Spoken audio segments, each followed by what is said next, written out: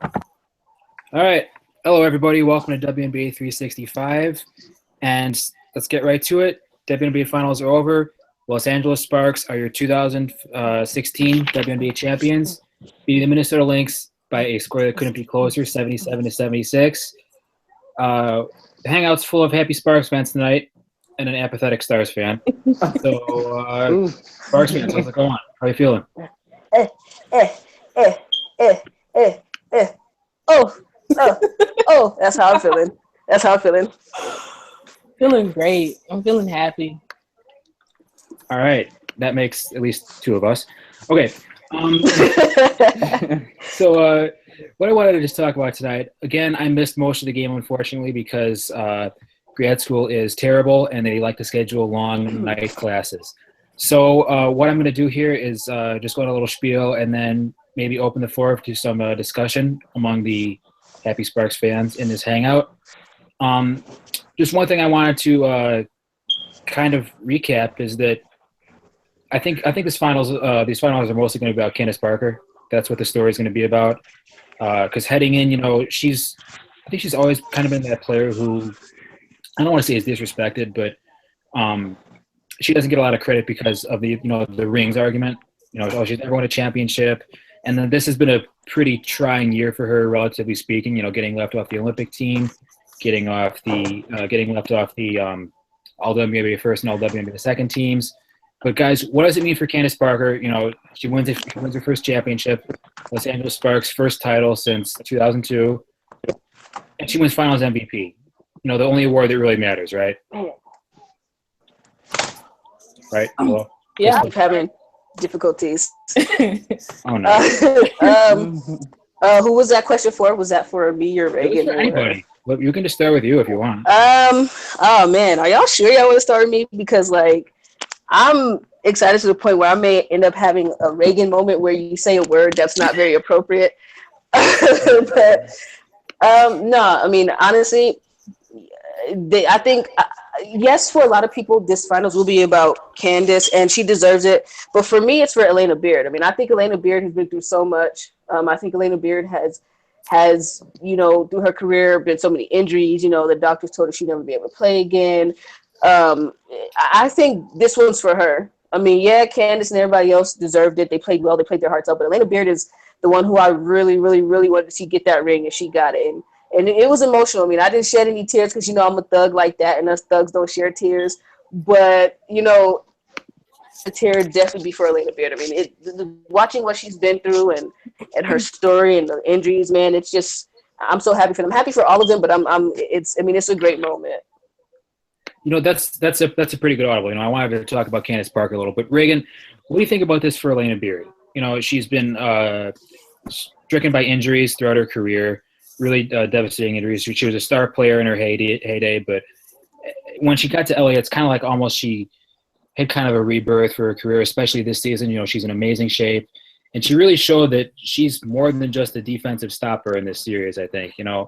Role player or not, whether or not you accept that label, I think that Elena Beard really showed what she's still capable of doing, and that's changing a series on the defensive end and still contributing on offense. So what do you think this moment means for Elena? Man, I'm so happy for AB. I cannot express how happy I am for her. I can only imagine how happy she is. She finally got one. And honestly, I feel like she could have been the finals MVP. Elena Beard, yes, Maya Moore scored. No matter who you put on Maya Moore, she's going to get her points. She's going to get hers. But AB did what she needed to do from the whole series. She did what she needed to do. And I'm just so happy for her. Like KT said, she came back from injuries that people thought that she couldn't come back from. She's been playing her heart out for LA on the defensive end and, even on the offensive end. So I'm happy for her. I don't know.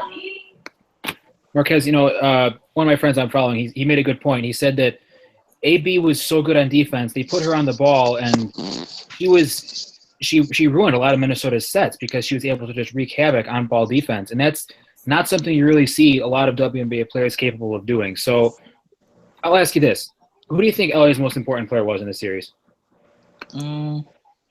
I'd say Elena Beard, yeah, because her defense on Maya was pretty good and really in a lot of spots. Candace did her thing and so did NECA, but I think Elena Beard was the difference maker. But I will say for me, at least, as a kid, I grew up like watching Stanford. I can remember like every big game Stanford played in since NECA was on the team. And watching her lose 4 straight Final Fours, I was really happy to see her win a championship tonight. All right, so we've got one in each corner, and Shorty kind of disappeared already, but that's okay. So, guys, what do you think was really the determining factor in this series? Because, this was a tough game, and it was a really tough series. We had a couple maybe blowouty games here and there, but it was the 2 best teams in the league once again, and they proved it by going the full 5 games, and Game 5 went down to the wire. 77-76, came down to the last shot, last seconds. Crystal, what do you think the factor was for the Sparks? Why do you think they were able to come away with this series?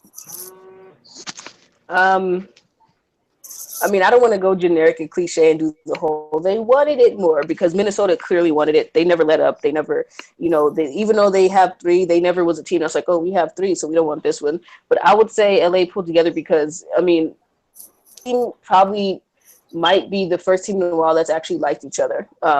The chemistry between this team, I know a lot of you guys probably didn't go to the games and see how they were outside of the game on the court, but this team genuinely is a family. They pulled together. They could have, after Game 4, they could have set their head down and say, oh, we blew it. But, that right there, the resilience that they have, the love that they have for each other, just everything. That's what really pulled them through. I think Brian Agler did a good job with them. A lot of people, which is crazy to me, a lot of people were talking about they want Brian Agler fired and stuff, which is ridiculous. But I think altogether the team just pulled together and they realized that they could do it. And the one thing I like about this team, before I stop, is no one on the team thought they were bigger than the team. Like everyone knows their role. Everyone was okay with the role. Everybody was fine with the role. Nobody got ahead of themselves. Even Nneka being the MVP. Even today she came out saying that she was playing like a role player.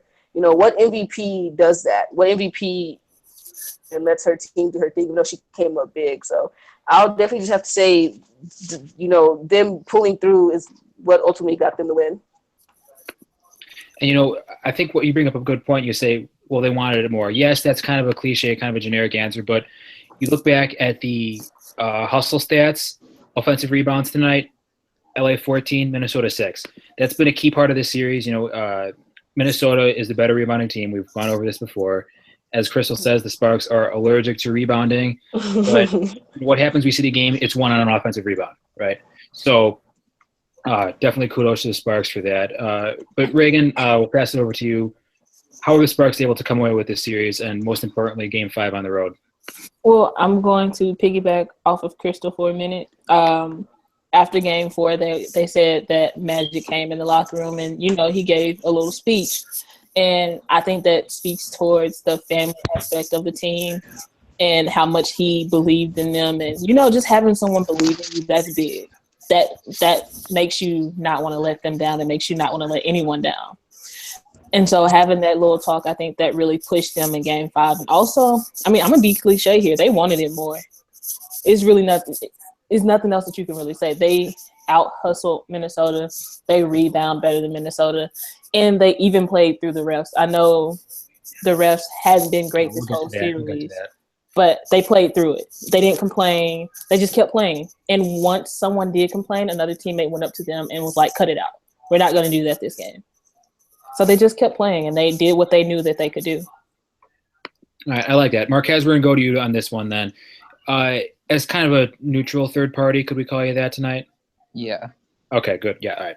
Permission granted. All right, so as kind of a third party, kind of somebody who sees the Sparks as both these teams as like enemy, we'll say, because you're a Stars fan, big enemy. All right. What do you think? Do you really notice a difference there in like maybe the body language or the overall chemistry of this Sparks team compared to years past? Because it's not like they've had a lack of talent in years past, right? They've gotten to the playoffs. They've had solid regular seasons, although last year wasn't their best, but they finished strong. But then for whatever reason, they just could not get over the hump. A lot of people are saying, well, it's Candace Parker. She can't lead, or bad coaching or bad chemistry. What have you noticed about this Sparks team that's different than previous Sparks teams, rather? I'd say the focus, maybe. I mean, coming into the season, they all had that common goal of we want to win a championship. So I think that was the number one priority for this team for whatever, whichever way possible. They had set on their minds that they were going to win the championship, and I think that showed during the course of this series. There were times where each team would like go on a run and you think, oh, they're about to take control, but the other team would come back and take the punch and punch them right back. Um, I will say though, at points it seemed like each team kind of benefited from a break. I think you can point to like each game and you can point out a key break or chance that each team got, whether it be like a game-winning shot or a missed call or like a putback. Each team kind of had a break that caught them, that allowed them to win. So I just think this game, yeah, each team played harder, but LA just out hustled them, and that showed with that rebound and putback at the end. Definitely, Nneka made a living off that this entire season. She won an MVP award because of that, and she ends up winning the finals for him. All right, Shorty, you're back at a very convenient time, so we'll just go to you for this. How did the Sparks do it? The series was tied at 2, going back to Minnesota. I think the Lynx were heavily favored. I thought the Lynx were going to win the series. I'll admit it, but the Sparks were able to come back and weather the punches and end up winning the finals. So how'd they do it? First of all, sorry for the interesting interruption. I have too much activity going on in my area and my space, but that's besides the point. I think it just came down to whoever wanted it more. I mean, the entire theme throughout the series is whichever team would crash the boards more, whichever team, get those O boards, those extra possessions, whichever team, can score, and whichever stars of each other's team, can step up. And I think in this game, for game 5, this was one of the first games throughout the entire series where both stars for each team stepped up, because in the previous 4 games it was either Candace and Nneka, or in another game Maya and Simone. But in this very game, the 2 stars, both from Minnesota, which is Maya, and then from LA, Candace, stepped up. I mean, both got a double-double. Maya nearly triple-doubled, but whoever wanted it more, basically. And look, each team, knew each other's plays, knew each other's tendencies. I agree with Bree for the most part. There were grits, in this series. Everyone, well scouted each other.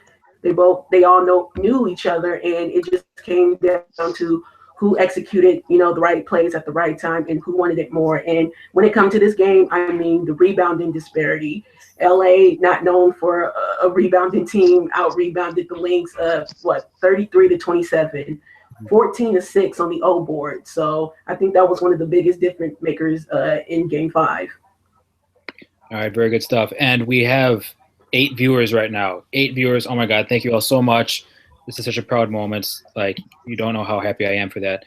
Okay, so we're going to get over to the chat box for a quick second because there are some things people want to say, and I'm sure things that we're going to hit on eventually. Kennedy Robinson says, I'm happy for the Sparks, and especially Candace Parker, but Nneka's shot did not count. Once again, an example of bad officiating. All right, guys. There are more comments, but we need to get to this anyway. Yes, Nneka Ogwumike, her shot should not have counted. I'm just going to leave this open for you guys. Just what were your thoughts on that matter? Crystal, go ahead. Can't hear you. Can't hear you. Are you on mute? Well, okay, Reagan, your turn. Okay. No, her shot did not count. But the rules of the game is, once the game goes on and it is too late for a ref to review a play, that ref can no longer review that play. The game went on. The Lynx did not call a timeout, so the refs could review the play. There's nothing you can do about it. Shot counts. It's as simple as that. Shorty, do you agree? Yeah, I definitely agree. Too many notifications. I definitely do agree with Reagan in the sense that, it did not count. The shot didn't count at all, but once again, the Lynx did not call a timeout in that sequence, and you have to call a timeout in that sequence in order for it to be reviewable. But because the next play went on, they can't review, the previous play, if the next play continues. So because of that, it was a lost opportunity, for the Lynx, and I do feel for them in a sense that they didn't get the opportunity, they didn't get the opportunity to have that reviewed and possibly the basket waved off. But just so far throughout the series, it's been inconsistent refereeing on both sides. Go back to game 4 when they didn't call the 8-second backcourt violation, so things like that. The clean block on Rebecca Bronson by Candace, that was called a foul. So, it was bad officiating on both sides. And sadly for the Lynx, this one did not play in their favor. Just bad officiating and a bad timing. I think the story of the season and the last season and the season before that and the season before that, et cetera, is that the officiating in the WNBA needs to be better, and we'll talk about that more later. But now that Crystal's back, can we hear you? Can you guys hear me? Yeah. Yes, we can hear you. Okay, go ahead. Sorry about that. The person's name was Kennedy, right? Is that what Yes. your name was? Yes, I would have to agree. Yes, the shot did not count, but there was a lot of inconsistencies on both sides of the refereeing this year. I mean, obviously, game 4, there was a big pivotal 8-second call that the league admitted to. Who knows? Maybe tomorrow the league will be like, yeah, the shot didn't count, but oops, like they always do. It just sucks, when it's something like this happens, it sucks, and especially if it's your team on the other end of it. You never want it to happen to your team, but at the same time, they're like we were discussing earlier. If Cheryl Reeves probably would have called a timeout, I think the play would have been reviewable. But because they kind of just run and gun and kept it going, they kind of told the refs like, okay, it's okay. But it does suck. It's been a lot of bad calls like that. Like Shorty said, I feel for the team. But fate had it go LA's way. I'm trying not to smile and be biased about this. I'm really trying not to, because it does suck. Like it truly does suck, because I felt the same way on game 4 and a couple of games prior. But I mean, it's kind of one of those situations like, what more could you have done? What can you do? I mean, the refs didn't call it. Reeves didn't give the chance of refs to call it. I mean, I really, it does suck though. I mean, that's all I can really say. It does suck if you're on the opposite side of that, but I don't know. I mean, I don't know. I really don't know. I mean, it's kind of like one of those my bad oops situations, my bad oops. Sally, there was nothing that could have been done. Yeah. Yeah, right. Okay. All right. Now we lose Marquez. That's very unfortunate, because I wanted to get a non-Sparks fan's input on this, but that's okay. We will survive. Going back to the chat box, Callum McClurg says, story of every WNBA season for officiating. Yes, sir, I agree. And he also says LA's offensive boards, as Eric alluded to, paid dividends for them tonight. Definitely the story of the game, I would say. And then the Techno Geek product, he says, I can't be any more proud of this team, especially CP3. So once again, it circles back to Candace Parker, the Finals MVP. Definitely the story of the series, I would say, as she finally gets that elusive WNBA title. 28 points, 12 rebounds for the Finals MVP. Okay, guys. So once again, you're all Sparks fans. You're at the top of the world now. You're at the top of the WNBA mountain. Is it too early to talk about next year? How do the Sparks stay playing at this level? How do they stay so dominant? What more can you do after you win the WNBA title? Crystal, we'll start with you. Oh man. Well, what you've got to do is you've got to keep your core. And I know a lot of people will go get mad at me because I saw a lot of crazy things on when I read yesterday about Trey Parker, Trey Tolliver, all that crying stuff. Like, give it to Brian. Like, why? Even honestly, even if LA would have lost today, you still don't give it to these players. I mean, they're the reason why they got there. I mean, fortunately, it turned out winning, but you got to lock up your core. Second, I mean, I'm probably going to get a lot of flack for this too. But I'm going to say it. I don't care. I wasn't really happy with the Raquana Williams signing in the first place. And now that they won without her, I don't think they need her. I I'm not so sure what they could do with her. I don't know how long they locked her up for. I mean, she was injured. Obviously, she missed the whole season. Unfortunately, not. And I hate people. I don't like to see anybody get injured. So don't think it's just because she got injured is why I'm saying this. I just thought that was a weird signing to me, along with the On Water signing and a couple of other signings. But you have to lock up your core, which is one thing. Second, if you do decide to keep anybody or like feed off your core, definitely get some bench players that will come in and make an impact. LA had a lot of bench players that at times would come in the game and their bodies were there, but their games wasn't. I think they left their games in the locker room or something. And you have to have players that when their name and number is called, they're ready. You know, I'm going to unfortunately use Gruda as an example. I love Gruda, but there was a couple of times, especially one tonight, where Candace Parker threw her a pass where if she was ready, I think she would have caught it. And I think it was nerves. I think it was, her being jittery. She came to the team late, but I think if if they want to get back there, they definitely got to lock up players. They got to lock up their core, and they definitely have to lock up players, productive bench players. Productive bench players. And Kennedy Robinson in the chat, she says she agrees with you. She says the Sparks need a better bench, and she also agrees with Callan on the poor officiating and offensive boards. She didn't specify which, but okay. So that brings up a good point. Reagan, what do the Sparks do with Raquanda Williams, and how does she integrate into their plans for 2017? Well, it's been a year since I've seen her play, but if I'm not mistaken, I think she's a 3-point shooter. Yes. Correct me if I'm wrong. Okay. Very much so. So, LA needs another 3-point shooter. We have KT. We kind of have Chelsea. Not too happy with the 3-point shooting sometimes, but I would rather her drive. I think she could be a weapon off of our bench. How big of a weapon, I'm not sure. But if we want to keep pounding the ball inside to Candace and Nneka, we need to, start shooting more. And our shooters have to be ready. Tonight we saw Essence Carson, trying to be that shooter that we needed, and it just wasn't there. So Maya was able to sag off of her. We need someone out there that can knock down those shots to the point where the help defense can't come in and clog up the paint.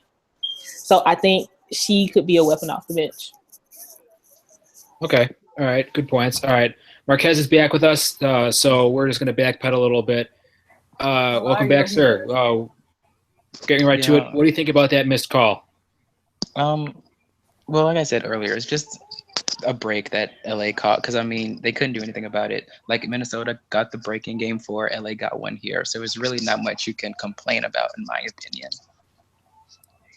Not much you can complain about. Okay, and we are going to stay with you on this current topic. How do the Sparks stay where they are? Just how do they keep this dominance? I think they should keep Williams because it's been a year since she played, but before she got injured, she was a really dynamic scorer. So I think that's just something you can't really give up, especially when you have a pretty weak bench. I, for one, think that maybe they can upgrade a little bit offensively out on the wing. I love what Carson and Beard do defensively, but maybe at some times they could use some offense out there so the defense won't sag and let go of them. But, other than that, there's not much that they should do.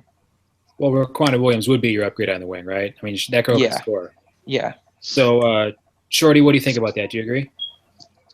When it comes to Raquanda Williams, I had a lot of thoughts about this. And at first, like Crystal, I wasn't initially happy of having her on the team per se in the, Aaron Phillips trade. But, after, going through the season and, of course, at topping this off, with the victory, I kind of changed my position. I think there is a place for Raquanda Williams on the roster.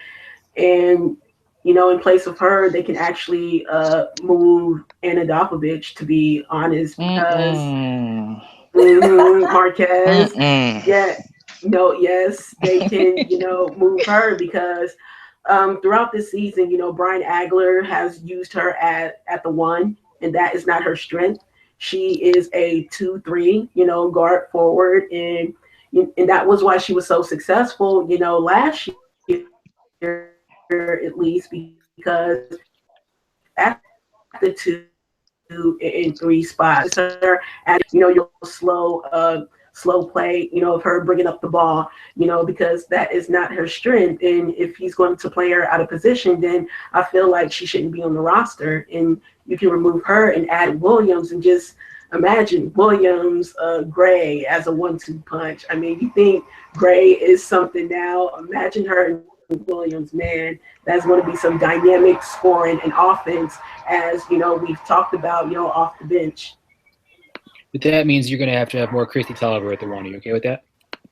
Yes, I mean, she was at the one this entire year, and her assisted turnover ratio was up, one of the best in the league. So I don't mind KT being at the one if she can continue to control her turnovers as she did so greatly this season.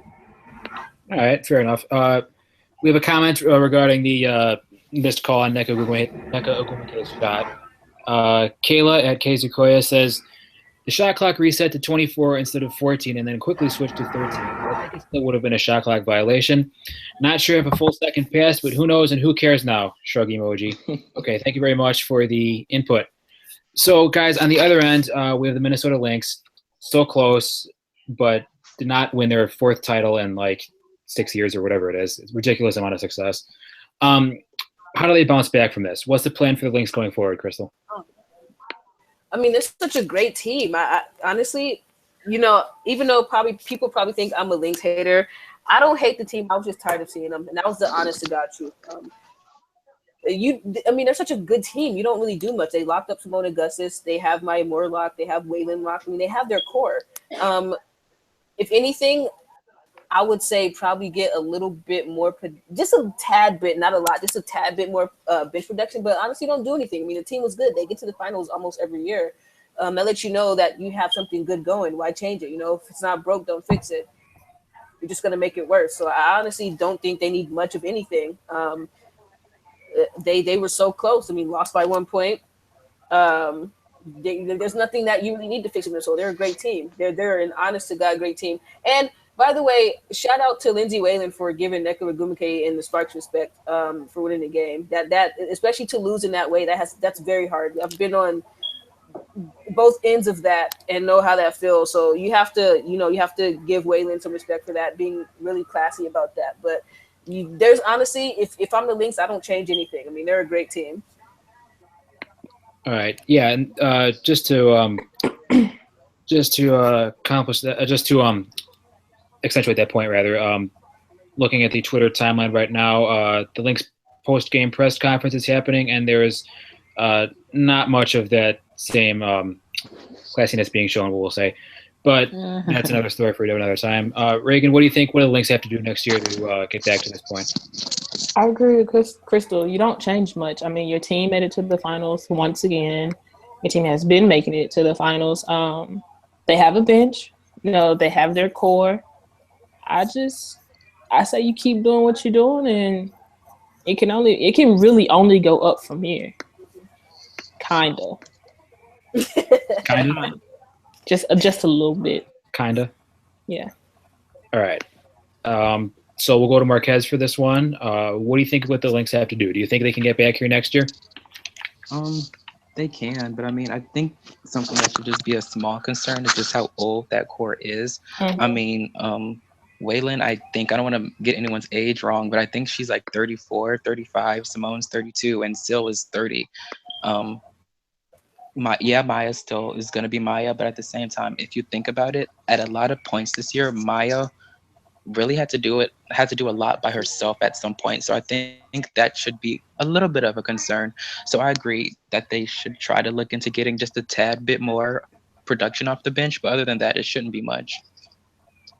All right, Shorty, do you agree with that? I mean, we've seen – I think this year's show has done a much better job of managing the Lynx minutes, Augustus and Waylon in particular, and that's part of the reason why they were so fresh for this series still. You saw both of them making key plays all the way into Game 5 of the WNBA Finals. So I think that's – but the question is how much longer can you keep doing that? We see Marquez, he's a contributor for the Spurs at My For San Antonio, is it called? Yeah, News for San Antonio, yeah. Yeah, so he knows what it's like for coaches managing the minutes of aging players, rather. So, Shorty, what do you think that the Lynx have to do beyond that in order to continue their historic success? I mean, as far as roster rise, I mean, they were 1 point away from winning the championship tonight. So all of this talk of them being old and being the AARP club, I mean, it doesn't make any sense, to be honest, because there, they're at the door of winning the championship. So in my opinion, I think the Lynx, as this roster is constructed, at least have maybe a 2 year window, 2 years remaining to at least compete for a championship before you may have to break things down, especially the the core full of Olympians that they do have. But again, because they were that close, I mean, to push LA to a 5-game series, you don't have to do anything to start line up. Monty Moore is still going to continue to be dominant. The bench is interesting. I do think there'll be a little mix up on the bench. Of course, not big, but just a bit of a mix up, because the interesting thing is there was so much talk of the Lynx bench, being so good and so great, yet throughout this entire series, LA's 2 players off the bench pretty much outplayed, the Lynx supposedly, second unit. And tonight they outscored the Lynx bench, 13-7.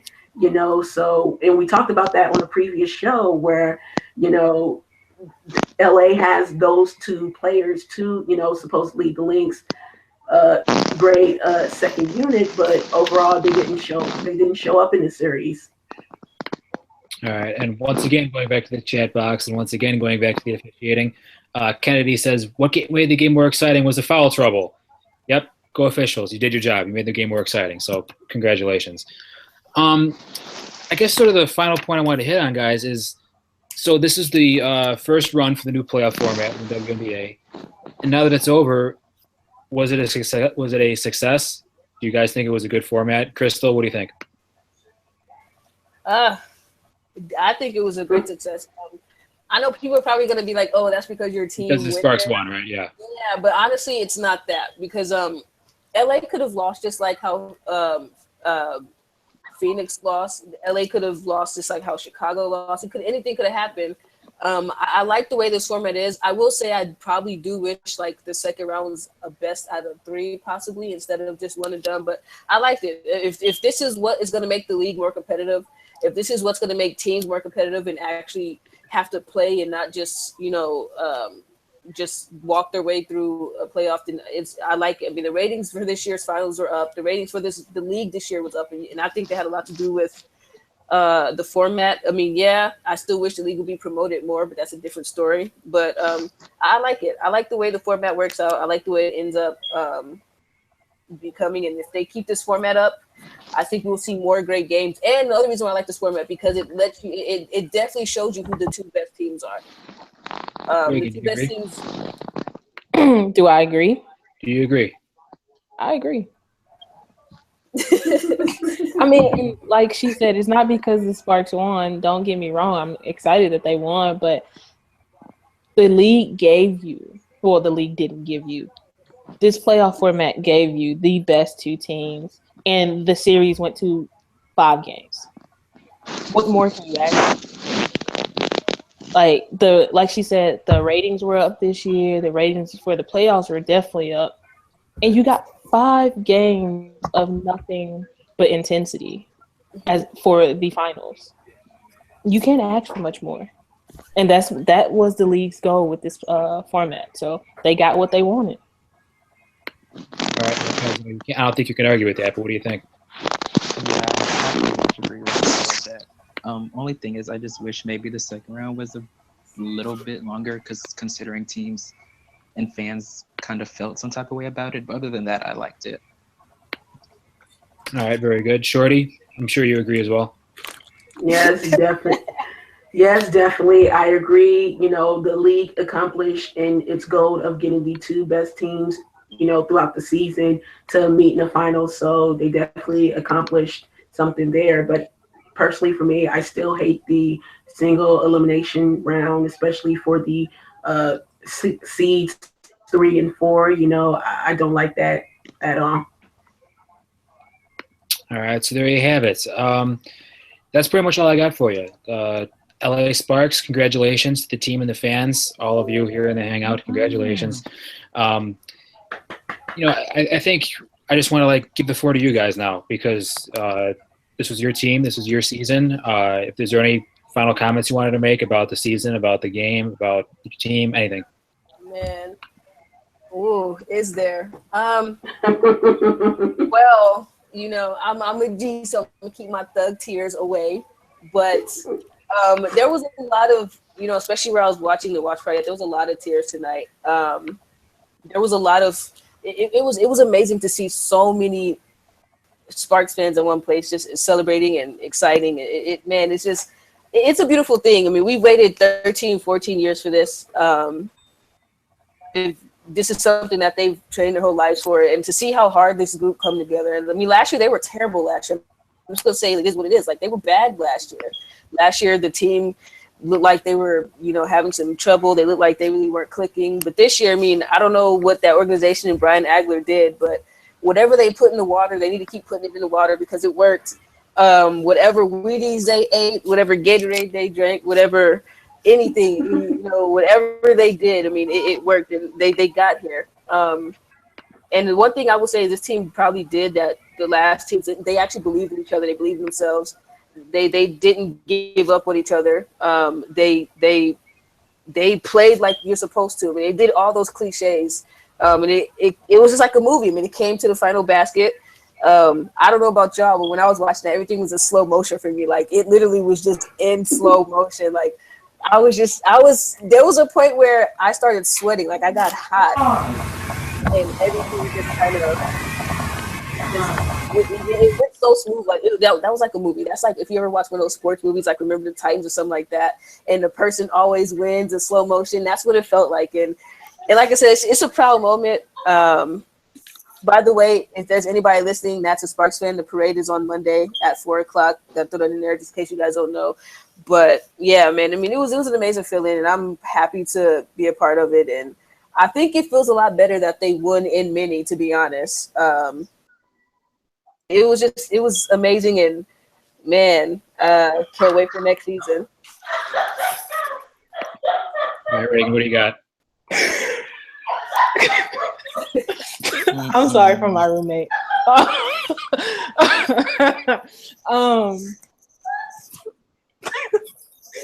You know, I was very entertaining during this game. Like, me watching from the couch. I'm still in my dress clothes. I had a guest speaker today at the school, so we had to go listen to this guest speaker from ESPN, and he mentioned some things about the WNBA and how he didn't think that, you know, it would make it to 20 years and blah, blah, blah, blah, blah, this, blah. And it kind of made me upset. I didn't go on a Twitter rant like I normally would because I was too excited for this game. And the fact that they won and the fact that, you know, it was an interesting game and many was sold out, it just, I don't know, it's refreshing. It's very refreshing. And I'm not from LA. I've never been to LA. I don't know why LA was my team, is my team. But I mean, they are. And for them to win like this, especially in many, I had my dad texting me talking about loser buys dinner because I go home this weekend. He kept texting. He kept saying, I like my steak well done, and don't forget to tip the waiter. And you know what? Guess who's going to dinner now? And guess who's getting their dinner paid for? Me. So with that being said, I'm very happy. I'm not gonna go hungry this weekend, and I'm gonna celebrate this. LA, you bought Reagan a lunch. Yeah. All right, very well said. Shorty, you were nodding feverishly to agree with Crystal before we had to put you on mute. I'm very, very sorry about that, but my apologies. Do you have anything to add on here? Briefly, oh my goodness, the season just has been a whirlwind overall. I mean, compared to last year when LA started 0 of 7, you know, to turn it around this year and start off, you know, with a franchise best 11-0. I mean, that was big for the franchise. And, I couldn't pinpoint anything, but I knew there was a season just overall. The play, the way they ran the system. I mean, you saw different attitudes in the players, especially Candace, for her, willing to take a step back, and sacrifice a lot of her offense to make, her teammates better, that was one of the big changes this season, even though she still remained top 10 in almost, every category, but still, the one thing that when it comes to winning championships that is not on the stat sheet is sacrifice. And I feel like, with any, championship team, a lot of players have to sacrifice some of their offense, their roles. You see Gentle Lavender coming off the bench this season. You saw, egos were put in check and stopped at the door. And, they made all of that work to ultimately, win the prize this season. And, I mean, LA just went on a big roller coaster ride, to top off the second half, or at least near the end of the first half, history by the Houston Comets, for a franchise record. And then ultimately they kind of fell off in the second half, going 5-5 in the season. But, they got back on track, turned it up in the playoffs. Semifinals, was very big for them. And then comes luck. I have to admit, as a Sparks fan, that I did not have them winning the series.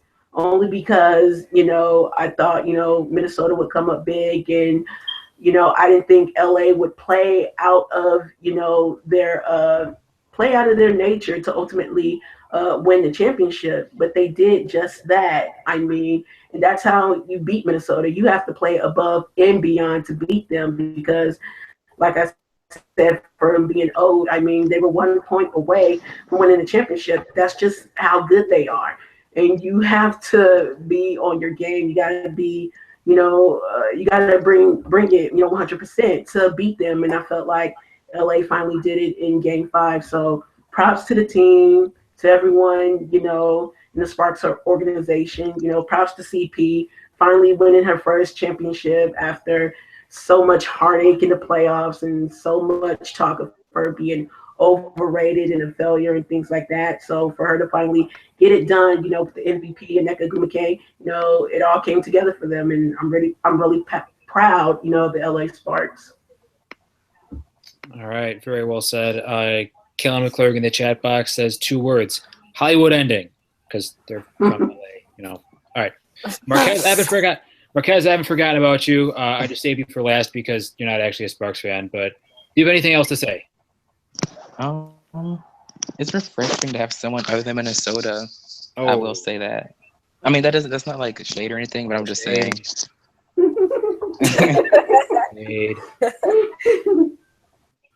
No, go ahead. I'm sorry.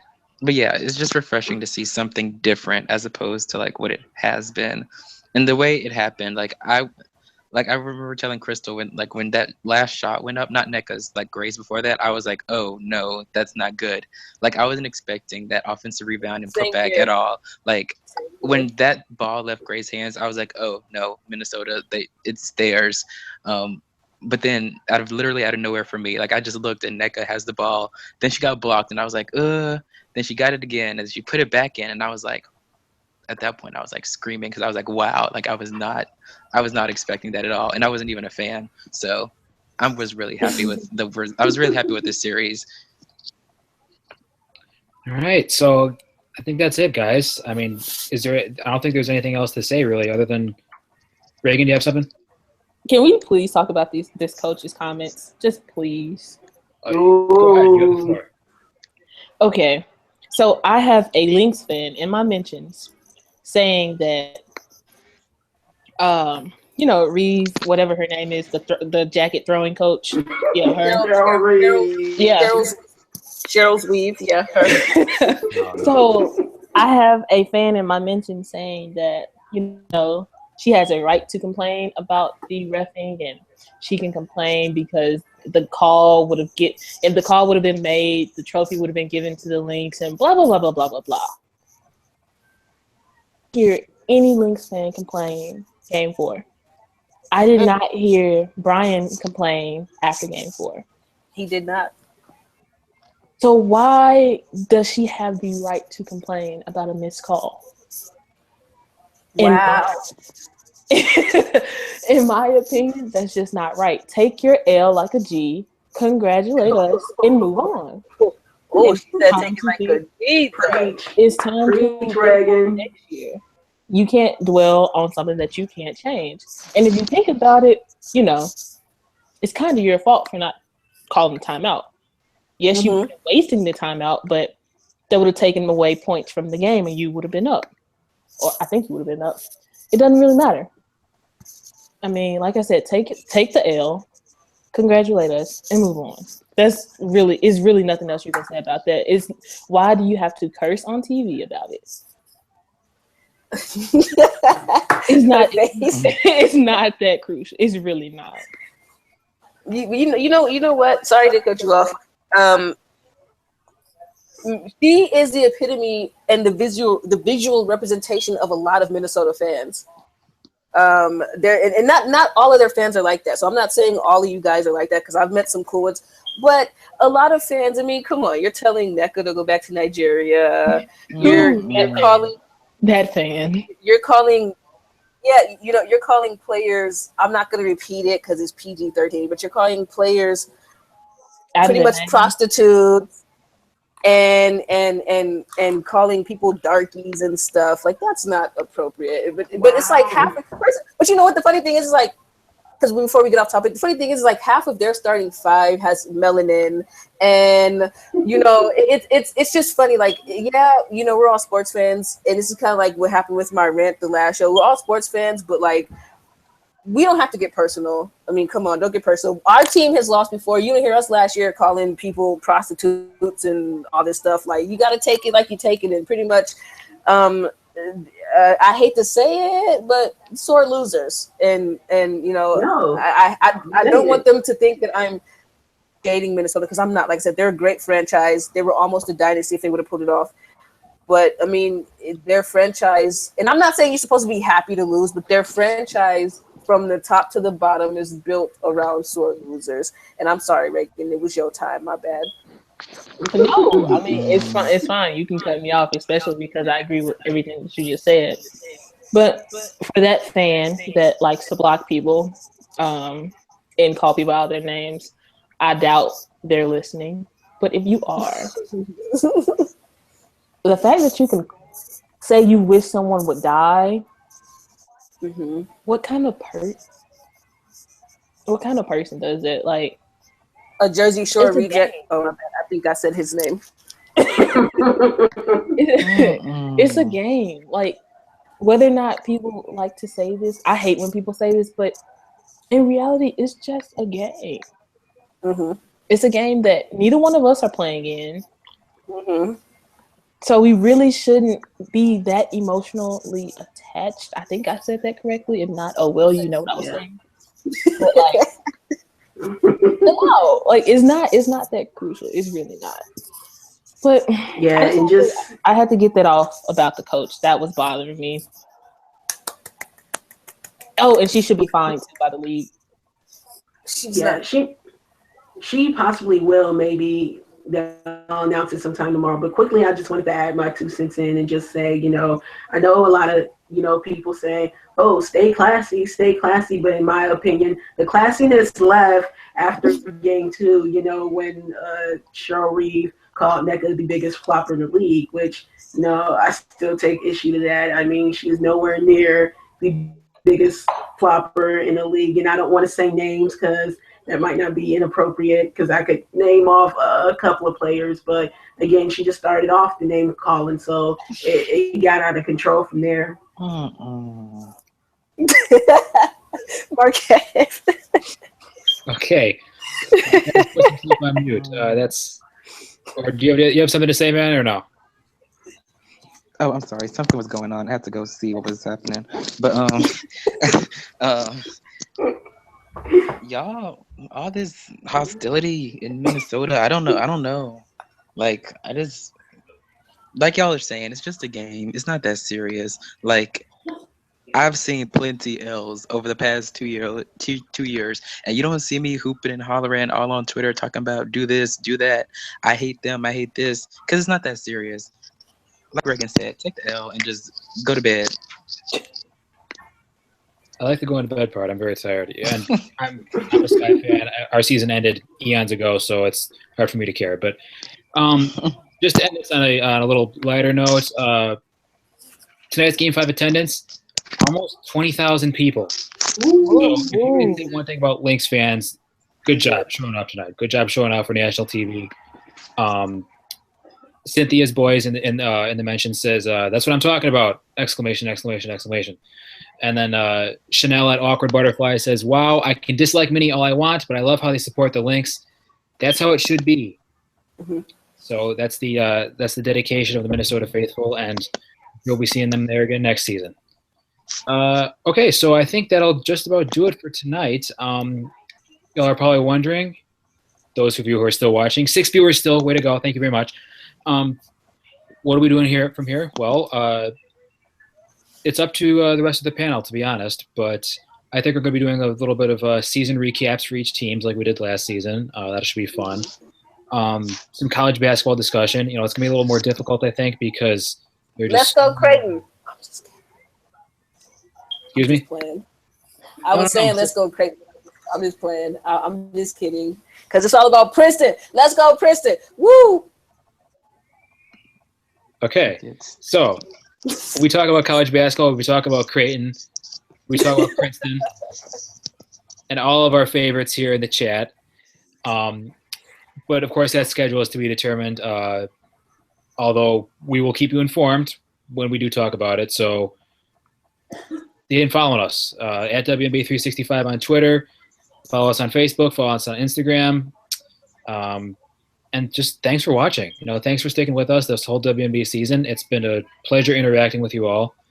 And we'll see you on the other side. So for Crystal Thomas, Tanisha Stewart, Reagan Patrick, and Marquez Anderson, I'm Eric Nemchak signing off. This has been WNBA 365. Once again, your final. Sparks 77, Lynx 76. Los Angeles Sparks win the 2016 WNBA championship. Thank you very much for watching, everybody. And